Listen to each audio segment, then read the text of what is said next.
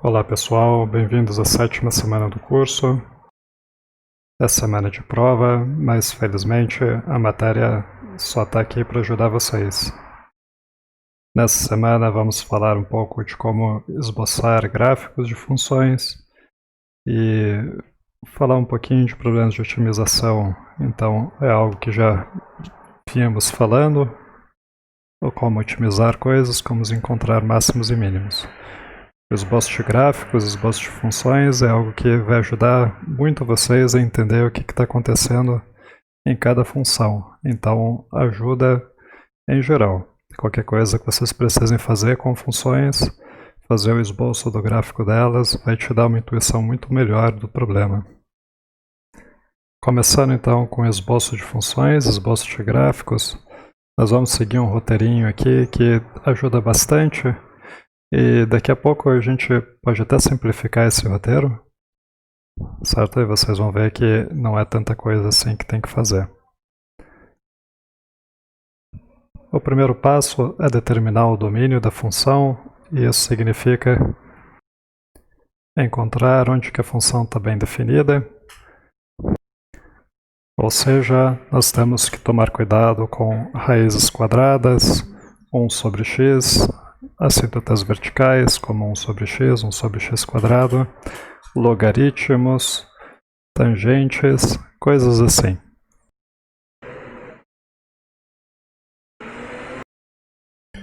O segundo passo é determinar pontos de referência para nós fazermos o esboço. Então, são escolhas espertas de pontos que a gente pode ligar um ponto no outro, de forma que o gráfico comece a fazer sentido. Os primeiros pontos a se fazer isso, os primeiros pontos a esboçar são as interseções com os eixos. Dada uma função, pontos bons para usarmos de referência são quando a função dá zero, que são os pontos que vão ser as interseções com o eixo x, e o ponto x igual a zero, que vai ser o ponto com coordenada x igual a zero e altura, coordenada y igual a f de zero. Este ponto aqui. Outros pontos de referência, pulando um pouquinho aqui alguns passos, são os pontos críticos e pontos de inflexão. Os pontos críticos são encontrados resolvendo a equação f' de x igual a zero, e serão os pontos onde a tangente é horizontal, e pontos de inflexão, que são pontos encontrados resolvendo a equação f duas linhas de x igual a zero. Estes são pontos onde a concavidade muda. Eles estão ali marcados com x. Às vezes alguns pontos coincidem, como vocês podem ver neste caso aqui, onde a concavidade está mudando exatamente quando ele passa pelo x igual a zero. Exatamente quando passa pelo eixo x. Já já a gente fala mais de concavidade. Observe que para marcar esses pontos, você precisa não só encontrar o ponto x, mas precisa encontrar a altura. E lembrem que a altura é simplesmente f de x.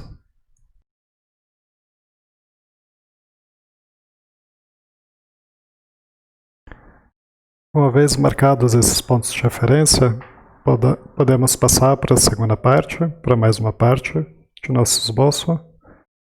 Esta parte se dá por duas coisas, dois elementos. Primeiro, analisar a simetria da função. E o segundo, analisar o comportamento assintótico. A análise de simetria não é totalmente necessária, mas pode ajudar muito para fazer o seu gráfico. Então, alguns casos que podem acontecer é a função ser par, a função ser ímpar e a função ser periódica. Nós dizemos que uma função é par quando f de x igual a f de menos x para todo x. Isso significa que seja lá o que esteja acontecendo em x, vai estar acontecendo em menos x. Acontece do outro lado do eixo.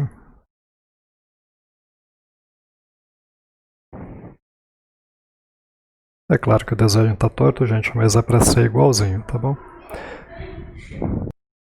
O gráfico de uma função par tem uma simetria pelo eixo y. Então, tudo que acontece do lado direito do eixo y acontece igualzinho refletido do lado esquerdo do eixo y. Portanto, se você tem uma função par, é uma condição algébrica que você pode verificar. Você só precisa fazer metade do gráfico. No caso de uma função ímpar, o que acontece é uma reflexão pelo zero, pela origem. Então, seja lá o que acontece, do lado direito, o mesmo gráfico, o mesmo desenho fica de cabeça para baixo do lado esquerdo. Então, seja lá o que você tem em x, a altura que você tem em x, você vai ter o menos ela em menos x. A magnitude da altura, então, é a mesma, só é de cabeça para baixo.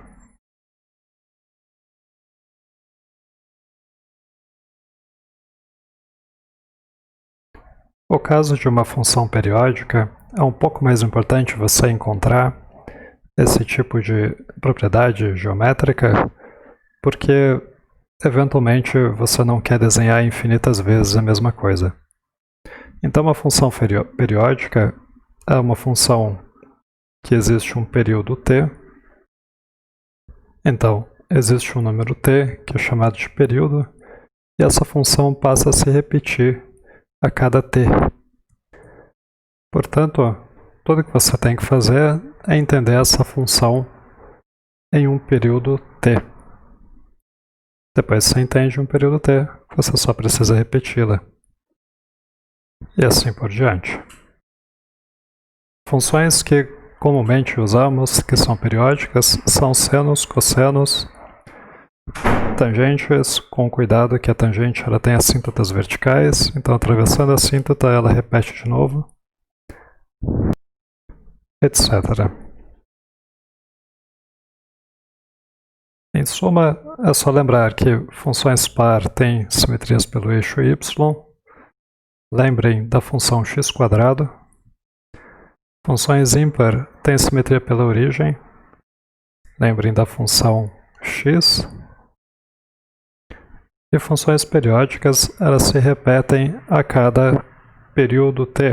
Então, cada função periódica tem o seu próprio período. Por exemplo, as de cosseno e seno são 2π. Mas a da tangente é π. Então, dependendo da função, o período muda, mas ela se repete a cada período. E exemplos de funções periódicas são as trigonométricas. Então, lembrem de cosseno e seno. É claro, vocês nunca precisam saber os nomes a princípio, né? Vocês precisam entender melhor as propriedades. Se você sabe que isso aqui acontece, você pode pensar, o que isso significa? Significa que tudo que for positivo acontece a mesma coisa com o negativo dele. Então, se vocês conseguem ter essa interpretação, vocês não precisam gastar a memória de vocês lembrando terminologia. Mas é claro, em algum momento você precisa de terminologia. Mas as propriedades são muito mais importantes.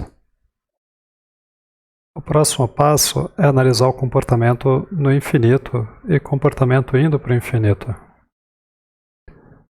É comum que nós conseguimos determinar como que é o limite da função indo para o infinito, ou até algum comportamento um pouco mais fino, sem precisar saber o que acontece longe do infinito. As informações que nós buscamos aqui, então, é o comportamento no infinito, comportamento Indo para o infinito,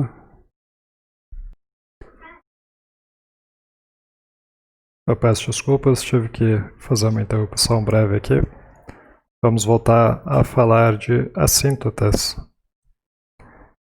Primeiramente, assíntotas verticais, elas acontecem normalmente quando algum ponto não está no domínio da função,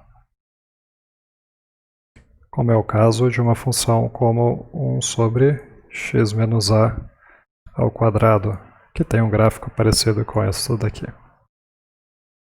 Notem que nesse caso o a não está no domínio da função. É assim que vocês podem procurar por assíntotas verticais. Assíntotas horizontais acontecem quando o limite quando x tende ao infinito é finito. Por exemplo, se o limite quando x tende para mais infinito é igual a 2, o gráfico encontra uma assíntota horizontal.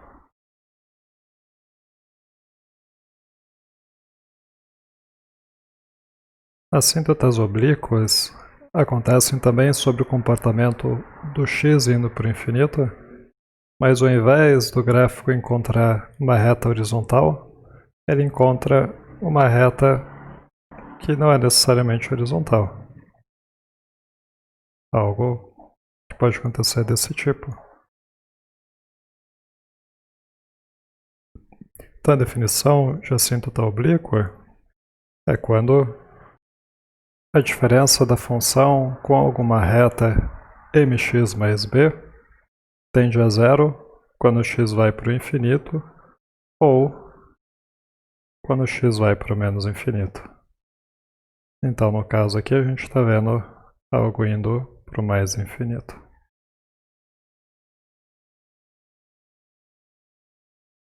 Em geral, os limites do infinito já dão informações para o gráfico. Então, nós temos que entendê-lo. Então, em geral, nós temos sempre que entender se o limite de f de x, quando x vai para mais ou menos infinito, se isso é finito ou não é finito.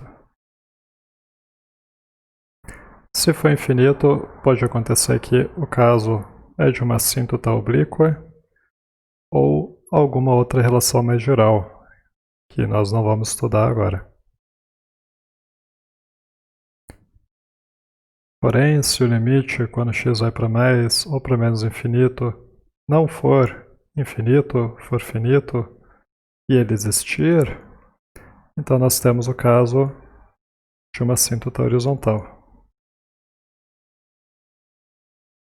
E o último caso é quando esse limite não existe. E nesse caso não tem muito o que fazer, não tem muito que dá para adivinhar do comportamento do infinito.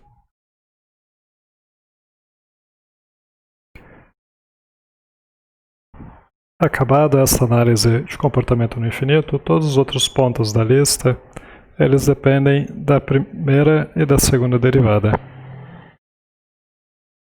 Então, o estudo está relacionado ao sinal da primeira e da segunda derivada. De forma resumida, eu vou fazer uma versão 2 do passo a passo aqui, uma outra forma de ver este passo a passo. E a primeira coisa que você tem que fazer sempre vai ser ver o domínio, não tem como fugir disso. E junto ao ver o domínio, você também pode verificar se a função é composta ou não. Digo, não composta, mas definida por partes. Eventualmente, quando a f é definida por partes, você terá que fazer boa parte dos procedimentos para cada uma das partes. Então você tem que ficar um pouquinho atento com os intervalos de definição e se restringir aqueles intervalos. O segundo passo que eu sugeriria para vocês fazerem é calcular a primeira e a segunda derivada. Uma vez calculada a primeira e a segunda derivada, você pode encontrar aqueles pontos interessantes, aqueles pontos de interesse, que é o fx igual a zero, o f de zero, o f' de x igual a zero e f duas linhas de x igual a zero. Além disso, analise os sinais da derivada. Os sinais de F' vão te falar sobre a concavidade. Perdão, os sinais de F' vão te falar sobre o crescimento e decrescimento. E os sinais de F' vão te falar sobre concavidade. O terceiro passo é analisar o comportamento assintótico, tanto as assíntotas verticais quanto o comportamento no infinito. Em seguida, o que você tem que fazer é usar esses pontos de referência, usar esse comportamento assintótico e conectar o tracejado que você vai fazer desse comportamento assintótico com os pontos de referência, conectar eles entre si, usando os sinais de F' e F'. É bem simples esse passo e eu não vou dar um aparato teórico dele aqui, né, falar abstratamente, mas vamos fazer um exemplo. Então o que a gente tem que fazer é seguir essas regrinhas aqui. Então a primeira coisa, a gente plota esses pontos de interesse aqui. Então digamos que a gente encontrou no f de x que ela cruza o eixo nos seguintes pontos. Então os pontos que a gente encontra de f de x igual a 0, a gente plota eles no eixo x. A gente encontra os pontos onde o f' de x é igual a 0 e calcula a altura deles. Então digamos que a gente tem os seguintes pontos. Então na reta real a gente tem o f' de x igual a 0 nesses pontos e a gente calcula as alturas e digamos que a gente consiga os seguintes valores. Por último, a gente calcula os pontos com f' igual a 0 e também plota os seus valores. Agora a gente usa estas regras aqui para conectar um ponto ao outro. Então a gente está começando de um ponto onde o f de x é igual a 0 e vai conectar com o ponto o f' de x. E antes de conectar um ponto ao outro, é interessante nós temos informações sobre os sinais. Então digamos que no f' a gente concluiu que nessa parte aqui o f' é positivo. Daí na segunda parte eu vejo o f' está vindo aqui. Daí ele só toca o 0 aqui. Então daqui até aqui, nessa região toda, o f' ele não cruza de novo o 0. Ele não fica 0 de novo. Então ele tem um sinal só. De um ponto, de um f' igual a 0 até outro f' igual a 0, ele tem sempre o mesmo sinal. Então, supondo que até aqui ele só tem sinal positivo, no segundo trecho ele tem sinal negativo, em seguida positivo e positivo. Então, professor, como que eu calculo, como que eu descubro que esse sinal aqui é negativo? A forma mais fácil é, como você sabe que ele não vai cruzar o eixo, que é um sinal só, então não importa o número, o x que você pegue aqui, pega um x aqui que você acha fácil de calcular e calcula o f' nesse x. Daí o sinal vai ser o sinal do trecho todo. O mesmo para os outros pontos. A gente vai fazer um exemplo daqui a pouquinho e já falamos mais sobre isso. Então, eu vou dar os sinais aqui para a segunda derivada. E tendo essas informações, a gente pode plotar essa parte do gráfico. Então, do primeiro ponto ao segundo, então o primeiro ponto vem aqui do f de x igual a 0 até um ponto com uma tangente horizontal, né? Um f' igual a 0 é um ponto de tangente horizontal. Então ele vem crescente e com concavidade para baixo. E passa com tangente horizontal ali. O segundo ponto, a função é decrescente com concavidade para baixo. E ela segue decrescente com concavidade para baixo, cruzando esse ponto vermelho e chegando até esse pontinho branco aqui, que é um ponto de inflexão, é um ponto onde muda a concavidade. Então vamos seguir até o branco. Aqui nesse pontinho branco, a gente muda a concavidade, passa a ter uma concavidade para cima, mas continua decrescente. A gente chega aqui num ponto onde a tangente horizontal é um ponto de f' igual a zero e continua com concavidade para cima e crescente até o próximo ponto, onde ele muda a concavidade. Aqui, nesse próximo ponto aqui, acontece algo novo, onde a derivada é zero, o f' é zero, então ele vai passar com tangente horizontal e vai mudar a concavidade de concavidade para baixo para concavidade para cima. Notando que ele vai continuar crescendo, mesmo atravessando esse ponto. Isso é típico de um ponto do tipo x ao cubo. Os trechos que faltam da função aqui, esses trechos são exatamente os trechos dados pelo comportamento assintótico. Então é muito comum que a função, a região de interesse dela seja finita, e fora dessa região finita, tudo que você tem que entender é o comportamento assintótico dela.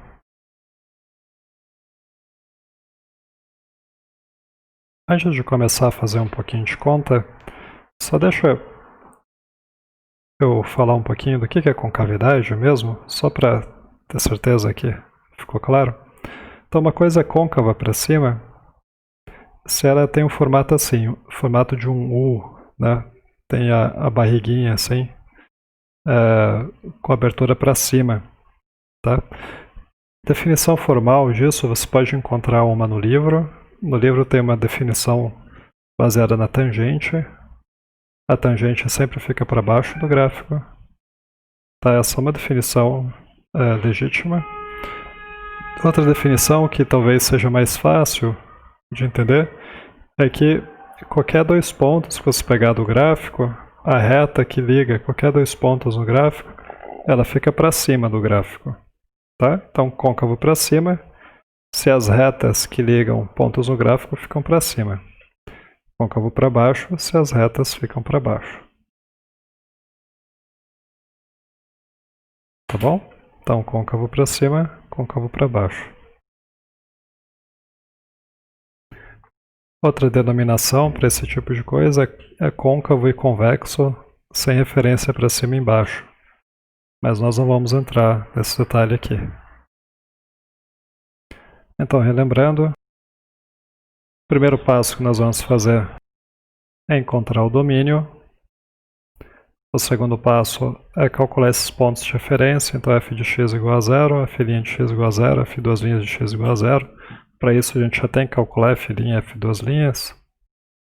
E além disso, os sinais, de forma que a gente tem aquelas três retas, aquela reta branca, amarela e azul que a gente fez lá no exemplo. E por fim a gente pode fazer o comportamento assintótico, análise do comportamento assintótico. Tendo essas informações, essas duas informações aqui, você começa ligando a sua informação de análise de comportamento assintótico com o primeiro ponto de referência e vai de um ponto de referência para outro, usando os sinais de f' e f duas linhas. Vamos começar com uma função bem simples. Então f de x igual a x ao cubo menos x. Então nosso primeiro passo é calcular o domínio. A gente vê que essa função aqui é um polinômio. Não tem raiz, não tem frações, não tem nada. Portanto, o domínio são os reais todos. A primeira derivada dela também é bastante simples de calcular. Então, por regra do tombo mesmo, a gente ganha 3x² menos 1. A segunda derivada é só calcular a derivada disso daqui. Então, a derivada de 3x² dá 6x e o 1 apaga. Os pontos de interesse, então, nós vamos calcular f de x igual a zero, f' de x igual a zero, f das linhas de x igual a zero, e também o f de zero, né, que é onde cruza o eixo y. Então, Para calcular os pontos de interesse, vamos começar aqui com f de x igual a zero. Então temos que resolver essa equação, mas a gente vê que o polinômio do lado esquerdo, a gente pode pôr o x em evidência e decompor ele dessa forma. Agora um produto dá zero se somente ser algum dos termos é zero. Então a gente conclui que ou x igual a zero ou x igual a mais ou menos 1. Então para x quadrado ser igual a 1, né, para esse termo aqui dar zero, o x tem que ser mais ou menos 1. O f' de x igual a zero nos remete a essa equação. Então para resolver ela é fácil também, eu vou passar o 1 para cá, daí dividir tudo por 3 e tirar a raiz quadrada. Então a gente passa 1 para lá e divide por 3 e ganha mais um número para o quadrado dele ser 1/3, significa que o número ou é a raiz de 1/3 ou é menos a raiz de 1/3. O f duas linhas igual a zero é uma equação super simples, então 6x igual a zero, para 6x dá zero. Bem, 6 nunca vai dar zero, então x tem que ser zero. O último ponto de referência que a gente pode pôr aqui, na verdade a gente até calculou, em x igual a zero, nós temos f de zero igual a, então substitui aqui, 0 ao cubo menos 0, que é igual a zero. Tudo bem? A gente ganha esses 3 pontos de interesse, afinal o f das linhas de novo é o ponto x igual a zero. E não se esqueça que para plotar esses pontos, nós temos que calcular o f, né? Então o f desses, f de zero fica zero, f de mais ou menos raiz de 1/3 fica f de menos raiz de 1/3 fica 2/3 raiz de 1/3 e f de mais raiz de 1/3 fica menos 2/3 raiz de 1/3. Basta substituir x aqui na expressão. E o último de novo é x igual a zero, x igual a zero, a gente já sabe aqui, f de zero dá zero. Antes de passar para o comportamento assintótico, vamos nos lembrar que nós temos interesse em entender os sinais do f duas linhas e do f'. Como nós notamos, o f ele se anula, tem zeros em 0, mais e menos 1. E a derivada ela tem zeros em mais ou menos 1/3.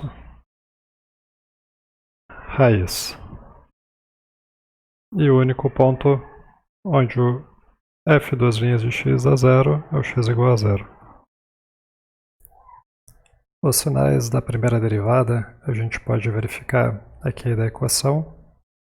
Então, por exemplo, um ponto que é mais à esquerda de menos raiz de 1/3 é menos 1. E f' de menos 1 dá 2, que é um número positivo. Entre menos raiz de 1/3 e mais raiz de 1/3 tem o zero. A gente pode computar no zero para entender o sinal dessa parte aqui. E olhando na equação, dá menos 1. Portanto, o sinal é negativo. Equivalentemente, f' de 1, que é um ponto mais à direita de raiz de 1/3, dá 2 de novo. Então, o sinal é positivo. A situação da segunda derivada é bastante mais simples. A segunda derivada é simplesmente uma reta, e quando x é negativo, ela é negativa, e quando x é positivo, ela é positiva. E este é as informações que nós precisamos ter, e usando elas a gente pode montar o gráfico. Pelo menos poderíamos entre os pontos aqui, né? Falta o comportamento assintótico. Então lembre que na nossa função aqui, ela é um polinômio de grau ímpar, e polinômios de grau ímpar, eles vêm do menos infinito e vão para o mais infinito. É fácil ver, então, que o sinal do limite quando x vai para o menos infinito é menos infinito, e o resultado, quando vai para mais infinito, é mais infinito. Então, vou deixar denotado assim.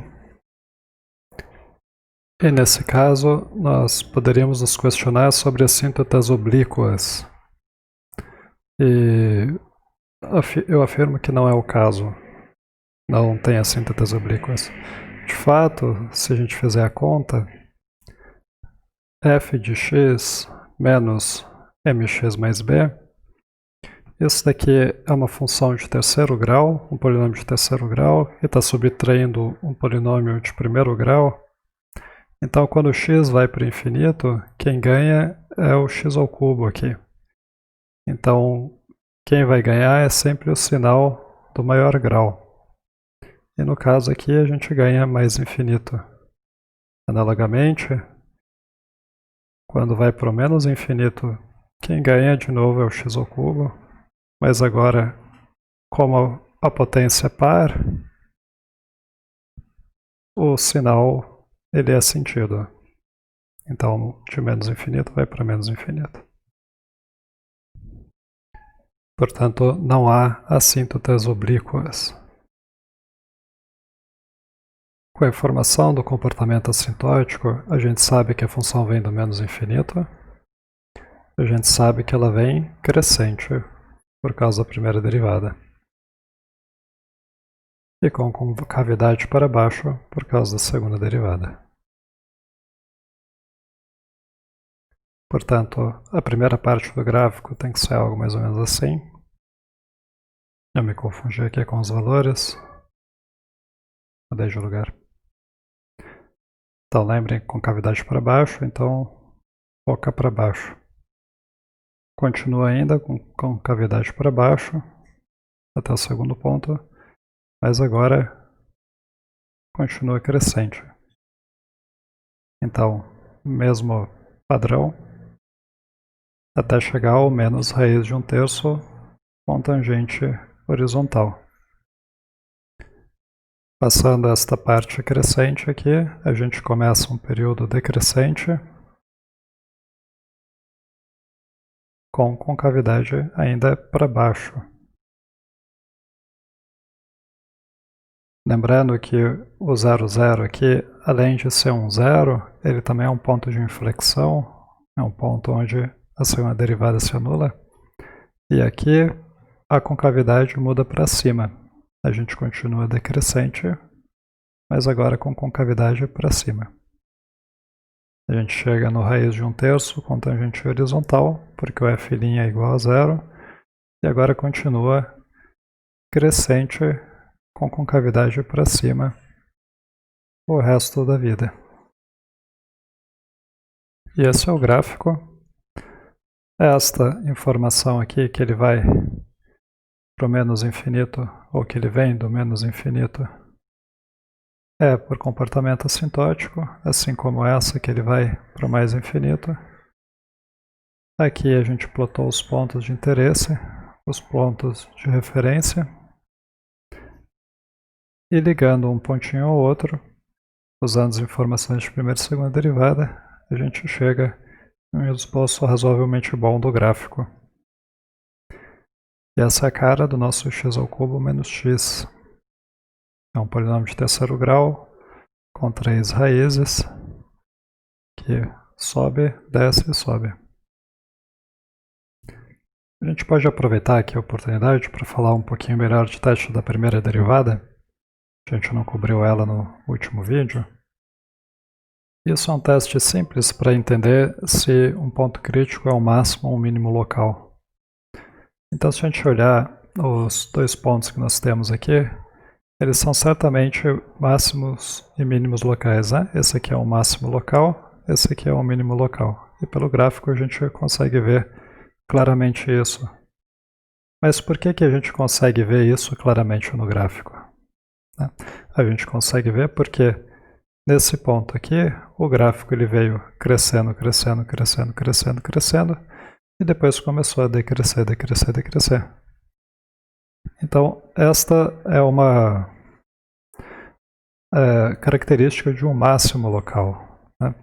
O gráfico ele vai crescer, é como jogar uma pedra para o alto. Ela vai, sobe, dá aquela paradinha lá em cima e começa a descer. Então, a velocidade, ela sobe para cima, a velocidade é positiva em direção à altura, e daí para, fica zero, ou seja, a derivada é zero, e depois começa a descer, e contra a altura. Analogamente, a gente entende que isso aqui é um mínimo, porque a gente vê que o gráfico está descendo, descendo, descendo, descendo, e depois crescendo, crescendo, crescendo. E essa informação pode ser facilmente lida a partir da primeira derivada. Então, crescente significa primeira derivada positiva. Então, se a primeira derivada for positiva, o gráfico vem crescendo, e se virar negativa depois, então você passou por um máximo local. Veja que isso é uma informação que a gente nem precisa olhar no gráfico. Se a gente sabe que é positiva, se ela vem positiva a derivada, a gente sabe que o gráfico está crescendo. Ela chega num ponto com tangente horizontal, que é o ponto crítico, e daí o gráfico, se a gente vê que a derivada é negativa depois, então ele passa a decrescer. Então tem que ser um máximo local. Analogamente, o ponto mais raiz de 1/3 aqui é um mínimo local. Uma terceira situação que pode acontecer é quando o sinal da derivada não muda. Então, de fato, a gente pode ter aqui um ponto onde o f' é zero, mas a derivada não mudar. Quer dizer que a função ela é crescente, crescente, crescente, chega numa reta tangente horizontal e segue crescendo. Isso significa que esse ponto não é máximo nem mínimo. É claro que a mesma situação pode acontecer com sinais negativos.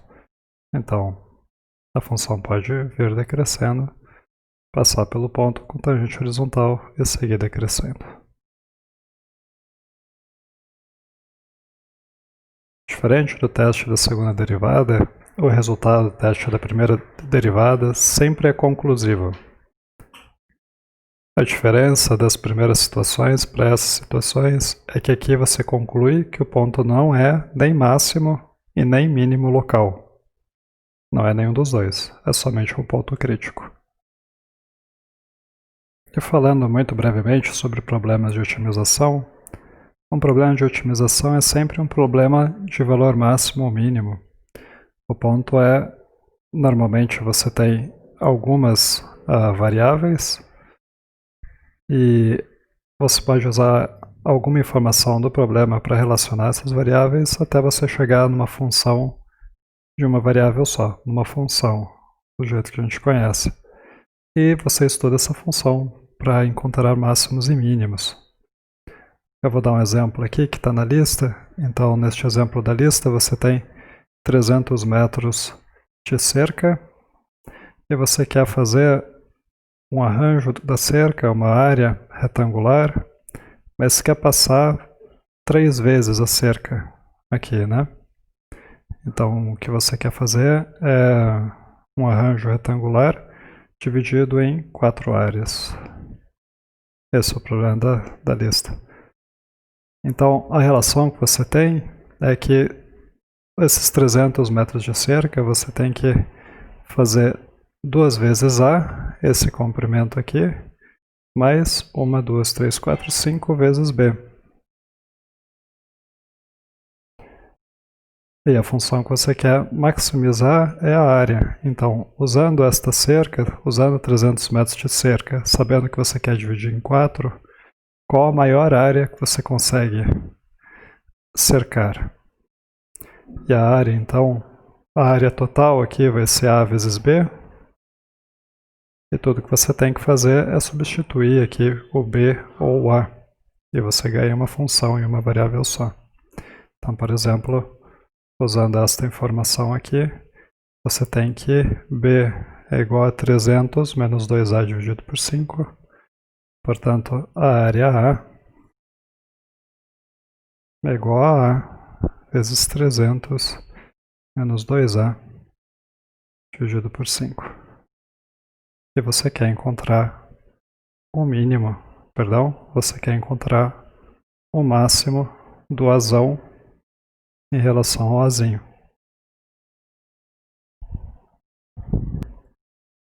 Conseguir dessa informação do Azinho e do Azão, ou conseguir a informação do Azinho, você encontra esse Azinho, que é um valor máximo, o Azinho, que é um ponto de máximo,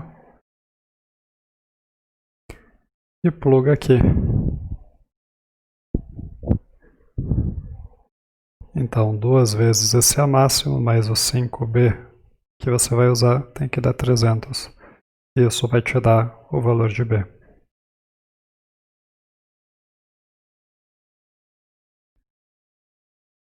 Então, encerrando o vídeo aqui, só comentar que não tem nada de assustador nessa semana.